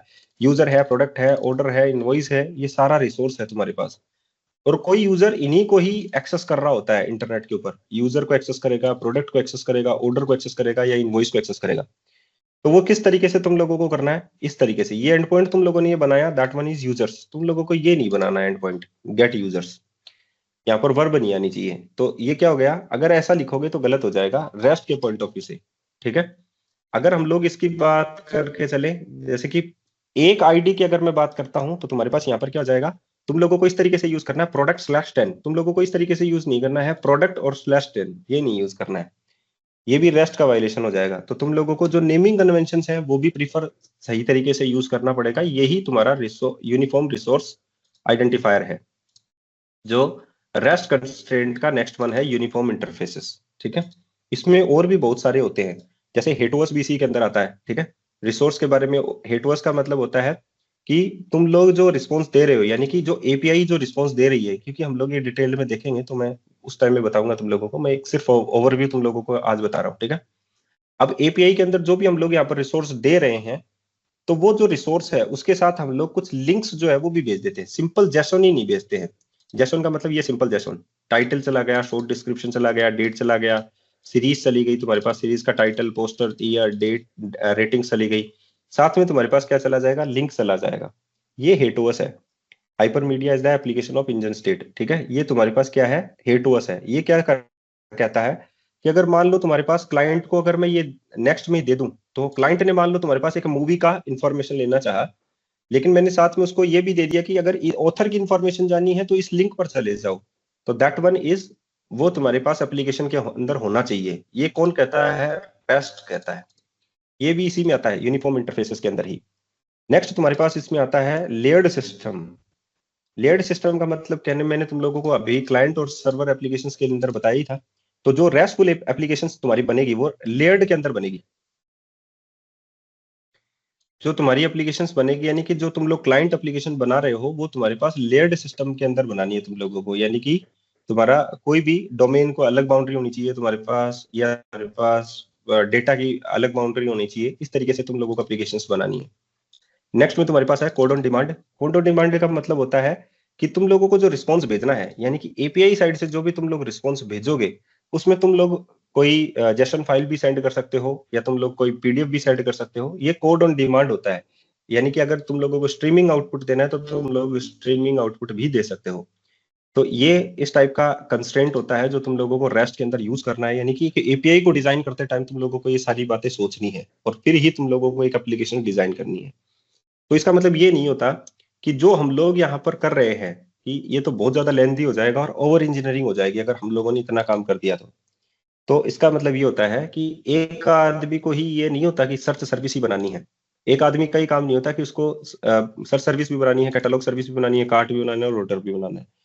एक आदमी हो सकता है कि सर्च सर्विस पे काम करे, तो दूसरा हो सकता है कैटलॉग सर्विस के ऊपर काम करे, ठीक है। तो यहाँ पर टीम्स मैनेजमेंट भी हो सकता है माइक्रो सर्विस में। यही काम टीम्स मैनेजमेंट वाला मॉड्यूलर मोनोलिथिक में भी हो सकता है। तो दोनों में एडवांटेज है तुम्हारे पास टीम्स मैनेजमेंट का, कि 10 यूजर इसके ऊपर काम कर रहे हैं, 10 यूजर इसके ऊपर काम कर रहे हैं, 10 यूजर इसके ऊपर काम कर रहे हैं। तो तुम्हारे पास ये बेनिफिट है एक एपीआई का, जिसको हम लोग यहाँ पर बनाएंगे कि ये जो चीजें मैं बता रहा हूँ, लेयर्ड सिस्टम आर्किटेक्चर, एक एपीआई एक प्रोजेक्ट की तरह ही तुम लोगों को ट्रीट करके चलना है अब, ठीक है। लेकिन हो सकता है कि वहां पर तुम्हारे पास 5 या 6 एपीआई हो या 10 एपीआई हो, लेकिन तुम लोगों को ऐसे ट्रीट करके चलना है कि एक प्रोजेक्ट ही एक यूजर को मिलता है, यानी कि एक प्रोसेस ही यूजर को मिलेगी काम करने के लिए, ठीक है। कंप्लीट प्रोजेक्ट तुम लोगों को नहीं मिलता है। अगर बात माइक्रो सर्विस आर्किटेक्चर की चल रही है, और बात जो है वो सही तरीके से चल रही है, कि अगर हम लोग एक आर्किटेक्चरल स्टाइल चूज करते टाइम 10 बार सोचे कि मेरे को यहाँ पर कौन सी आर्किटेक्चरल स्टाइल काम में लेना चाहिए, तो उसी के बेसिस पर ही टीम डिवाइड होती है, ठीक है। नेक्स्ट में तुम्हारे पास यहाँ पर आता है जो मैंने अभी तुम लोगों को समझाया था उसका कोर कॉन्सेप्ट यहाँ पर ही है। ये सारा का सारा वैसा ही है। रिप्रेजेंटेशनल जो स्टेट है वो है तुम्हारे पास। यहाँ पर स्टेट ट्रांसफर है। स्टेट ट्रांसफर का मतलब रेस्ट इज स्टेटलेस होता है। स्टेटलेस का मतलब है कोई भी इंफॉर्मेशन जो है वो सर्वर स्टोर नहीं करेगा। Server does not remember the client, every request is independent, no session stored on the server, each request contain all the requested data, and तुम्हारे पास इंप्रूव स्केलेबिलिटी, इजियर तुम्हारे पास लोड बैलेंसिंग। ये हम लोगों ने अभी सीन किया ही है।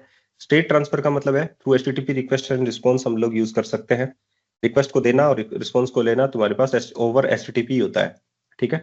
क्लाइंट रिक्वेस्टेड यूजर डेटा, ये तुम्हारा स्टेट ट्रांसफर है। रेस्ट इज स्टेटलेस होता है। ये 6 कंस्ट्रेंट के बारे में मैंने तुम लोगों को जो बताया वही बताया है। Client server separation, client individual है, इंडिपेंडेंट है, वहां पर सर्वर भी तुम्हारे पास क्या है, इंडिपेंडेंट है।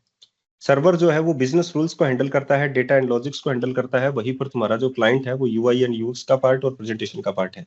ये तुम्हारे पास इसका है। यूनिफॉर्म इंटरफेस की बात करें तो तुम्हारे पास यहाँ पर है हेटोस, जैसे मैंने बात करी तुम्हारे पास। एंड यूनिफॉर्म इंटरफेस में अगर हम लोग देखें तो रिसोर्स बेस्ड यूआरआई हम लोगों को यूज करना है, ठीक है। स्टैंडर्ड एचटीटीपी मेथड्स यूज करने हैं, जैसे कि गेट यूज कर लिया, पोस्ट यूज कर लिया, पुट यूज कर लिया, डिलीट यूज कर लिया। सेल्फ डिस्क्रिप्टिव मैसेज होना चाहिए। सेल्फ डिस्क्रिप्टिव मैसेज का मतलब है जो रिस्पॉन्स तुम लोग दे रहे हो उसमें अगर तुम लोगों ने कुछ लिखा है तो वो तुम लोगों का उसको सेंस में बदलना है। ऐसा नहीं है कि तुम लोगों ने सिंगल एक आईडी भेज दिया, उस आईडी का क्लाइंट क्या करेगा, तुम लोगों को सेल्फ डिस्क्रिप्टिव मैसेज होना चाहिए। वो एक ऑब्जेक्ट की फॉर्म में ही तुम लोगों को आउटपुट उसको रिस्पॉन्स जो है वो देना है। स्टेटलेस इंटरेक्शंस करना है। स्टेटलेस इंटरेक्शंस का मतलब है कोई भी यूजर के डेटा सेशन के ऊपर सेव नहीं होना चाहिए। तुम लोग चाहे JWT टोकन की हेल्प से बात करो या तुम लोग साइड कार्ड की हेल्प से बात करो, कैसे भी बात करो, लेकिन वो स्टेटलेस होना चाहिए, वो स्टेटफुल नहीं होना चाहिए, ठीक है। नेक्स्ट में अगर हम लोग बात करें HTTP मेथड्स की, तो तुम लोग यू नो वेरी वेल, तुम लोग जानते हो कि HTTP कौन कौन से मेथड्स होते हैं, जैसे कि गेट है, पोस्ट है, पुट है, पैच है, डिलीट है। जब हम लोग API डिजाइन करेंगे तो हम लोग यही जो मेथड्स हैं वही यूज करने वाले हैं। रेस्टफुल URLs है तुम्हारे पास, जैसे कि मैंने बात करी गेट यूजर्स, डिलीट प्रोडक्ट्स, ये तुम्हारे पास URL में नहीं आनी चाहिए। तुम्हारी URL में इस तरीके से URL तुम लोगों को बनाना है। एंड नेक्स्ट में तुम्हारे पास यहाँ पर है यही वही सेल्फ डिस्क्रिप्टिव मैसेज है तुम्हारे पास, जो तुम लोग यूजर को दे रहे हो उसका कोई सेंस होना चाहिए। ऐसा नहीं है कि तुम लोग रेंडमली ऐसे ही कोई डेटा जो है वो क्लाइंट को भेज रहे हो, नहीं, उसका कोई सेंस होना चाहिए। लेयर्ड सिस्टम के बारे में हम लोग बात कर चुके हैं। एंड तुम्हारे पास ये कैशेबिलिटी के बारे में भी हम लोग बात कर चुके हैं कि कैशेबिलिटी का मतलब क्या होता है। बेटर परफॉर्मेंस है, रिड्यूस सर्वर लोड है, फास्टर क्लाइंट एक्सपीरियंस तुम्हारे पास है, डेटा कैन बी कैश्ड है, और कितने टाइम के लिए तुम लोगों को करना है वो तो हम लोग कैश जब इम्प्लीमेंट करेंगे तब देखेंगे, ठीक है। तो एक टाइप ऑफ इंट्रोडक्टरी टाइप का ही वीडियो था आज का। तो कितने को समझ में आया कितने को नहीं आया वो तो बात करेंगे जब हम लोग स्टार्ट करेंगे एक API को एक प्रोजेक्ट के साथ, ठीक है। तो हम लोग जो फर्स्ट प्रोजेक्ट चूज करेंगे वो हमारा ऑप्शन प्रोजेक्ट रहेगा, जिसमें तुम्हारे पास ऑलरेडी जितने भी जो टॉपिक्स कवर करने हैं, जैसे RabbitMQ है, रेडिश है तुम्हारा, डॉकर है तुम्हारा, ये सारे के सारे उसमें कवर हो जाएंगे। लेकिन वो एक बेसिक प्रोजेक्ट है जो हम लोग लेकर चलेंगे। उसके बाद में हम लोग थोड़ा कॉम्प्लेक्सिटी इंक्रीज करेंगे, दूसरा प्रोजेक्ट करेंगे, ठीक है। किसी को कुछ पूछना है? चलो, हाँ सर, ये सर PDF भेज देंगे, PPT भेज देंगे सर? हाँ, PPT में भेजूंगा, सारी वीडियो भी मैं भेजूंगा और PPT भी मैं भेजूंगा। सर एक PPT भेजिए सर, मैं इंटरव्यू में के लिए सर देख रहा था ना, तो सही है ये API का पूरा डेफिनेशन ठीक है। REST का। सर पूछना था, हाँ, ये जो कुमार। लोड बैलेंसर है ये क्या हम कोई कोडिंग करते हैं या कोई हार्डवेयर रहता है जिसके थ्रू ये बैलेंस्ड होता है? सॉफ्टवेयर ही तो है तुम्हारे पास ये, अभी तो लोड दिखाया ही बैलेंसर मैंने। एक सॉफ्टवेयर है जो हमें बनाना पड़ता है या कुछ ऐसा ऑलरेडी बिल्ट है, नहीं, इनबिल्ट आता है? तुम्हारे पास पैकेज होता है, इसका पैकेज है तुम्हारे पास इसका।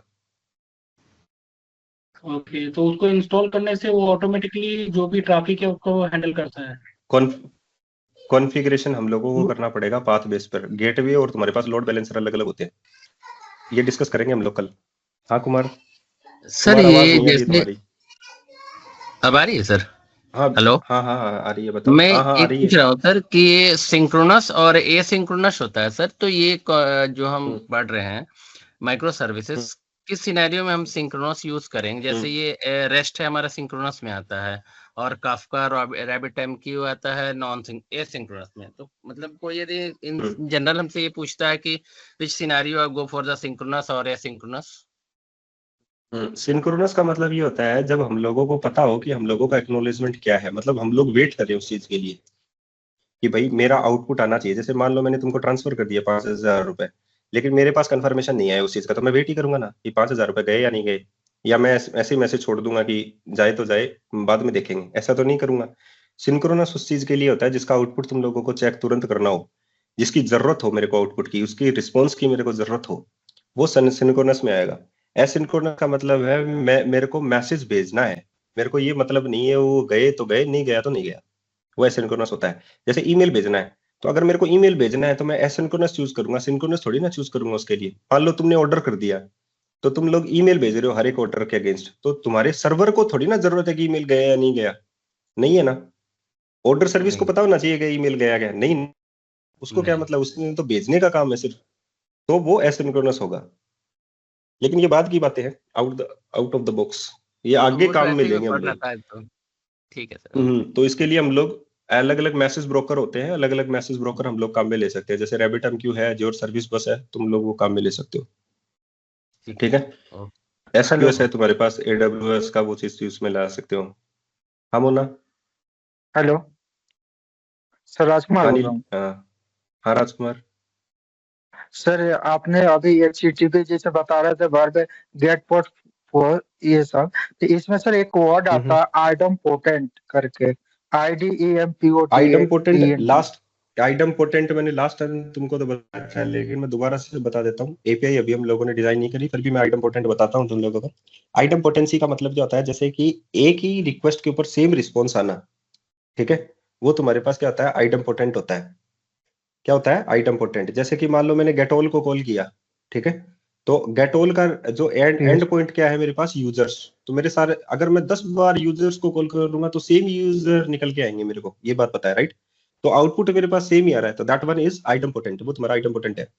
लेकिन अगर मान लो मैं क्रिएट कर रहा हूं, तो क्रिएट में हम लोग आईडी उसको असाइन नहीं करते हैं। अगर हम लोग उसको आईडी असाइन नहीं करते हैं तो वो हर बार नया नया रिकॉर्ड जो है वो ऐड करता जाएगा डेटाबेस में, और जब वो हर बार ऐड करता जा रहा है तो नया रिस्पॉन्स वो हम लोगों को दे रहा है as a new location header. तो वो हम लोगों को क्या दे रहा है, आइटम पोटेंट नहीं है वो, क्योंकि हम लोगों को एक्स्ट्रा वो नया रिस्पॉन्स दे रहा है हर एक रिक्वेस्ट के against. This is not a item potent. तो क्रिएट के केस में तुम्हारे पास आइटम पोटेंसी नहीं होती। हाँ मोना, क्या पूछ रही थी? हाँ सर, वो लोड बैलेंसर के ऊपर ही क्वेश्चन था। तो जैसे हमने देखा ना कि माइक्रो सर्विस में अगर मल्टीपल, मान लो कि आधा मोनोलिथिक, मॉड्यूलर मोनोलिथिक एंड आधा एक दो सर्विस आप उससे हटा के बना रहे हो, तो उस हिसाब से जैसे आपने बोला कि API गेटवे के थ्रू आप लोड को बैलेंस करोगे, तो मान लीजिए गेटवे नहीं है, गेटवे अलग है, गेटवे अलग है, लोड बैलेंसर अलग है। नहीं, अगर लेकिन माइक्रो सर्विस यार्प के अंदर दोनों आ जाते हैं, हाँ माइक्रो यार्प के अंदर सर्विस, दोनों आ जाते हैं अपने पास। हाँ तो वही सर क्वेश्चन था कि आप कैसे, मान लो कि दो सर्विस एक सर्वर में है और 3 एक सर्वर में और एक सर्वर में है, तो कैसे लोड को डिस्ट्रीब्यूट करेंगे फिर? वो रैंडमली डिवाइड करेगा, लेकिन हम लोगों को जो कनेक्ट करना होगा ना, वो हम लोगों की कनेक्टिविटी होगी कि कौन से माइक्रो सर्विस को हम लोग कौन से यार्प के साथ जोड़ रहे हैं, वो हम लोगों का कॉन्फ़िगरेशन होगा। तो जैसे आपने बोला कि सर्च वाला में ज्यादा लोड है, तो हम लोगों को ये पता तो होगा ना, हाँ, जैसे कि हाँ, सर्च का अगर हमारे पास ज्यादा लोड है तो हम लोगों ने सर्च को क्या कर दिया, अलग अलग सर्वर के ऊपर वो कर दिया, डिस्ट्रीब्यूट कर दिया। अब हम लोग इन्हीं सभी सर्वर को क्या करेंगे, कनेक्ट कर देंगे, यार्प के लोड बैलेंसर से कनेक्ट कर देंगे। अंडरस्टूड? अब तुम्हारे पास जो गेटवे होगा वो किसको कॉल करेगा, तुम्हारे पास जो पब्लिक यूजर होगा वो तुम्हारे लोड बैलेंसर को कॉल करेगा। तो यार्प जो होता है ना, अपने पास जो पैकेज है, वो यहाँ पर अपने पास गेटवे का भी काम करेगा और अपने पास लोड बैलेंसिंग का भी काम करेगा, दोनों रोल परफॉर्म करेगा। थोड़ा थोड़ा समझ में आया। मैं बता दूंगा, आगे आएगा, अभी तो ये प्रैक्टिकल हुआ नहीं ना, प्रैक्टिकल आएगा तब समझ में आ जाएगा पूरा ही। चलो कल मिलते हैं ना। हाँ सचिन, जल्दी क्विक। मैं ये पूछ रहा था कि ये जो